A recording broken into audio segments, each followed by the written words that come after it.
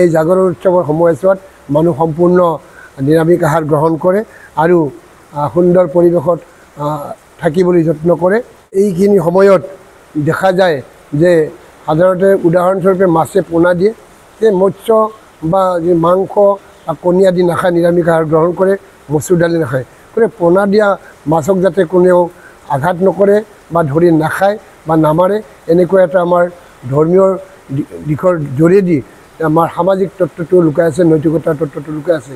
গতিকে আমি সম্পূৰ্ণ নিৰামিষ হিচাপে থাকি সম্পূৰ্ণ শুদ্ধভাৱে থাকি প্ৰভুক পালপাতি ৰখা হয়। আৰু 21 তাৰিখে 21 জেঠৰ দিনক গোসাঁই ফুৰা উৎসৱ বুলি কোৱা হয়, আমাৰ বৰনগৰীয়া ভাষাত গোসাঁই ফুৰা উৎসৱ।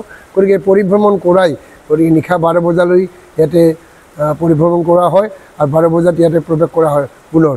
তাৰ পিছদিনাখন অৰ্থাৎ 22 জেঠৰ দিনা দুপৰীয়া 12 বজাত 10 বজাৰ পৰা নাম প্ৰসংগ ভাগৱত পাঠ আদি হোমযজ্ঞ কৰি এই উৎসৱটো সামৰা হয় আৰু প্ৰভুক নিজ আখৰত উপবিষ্ট কৰোৱা হয়।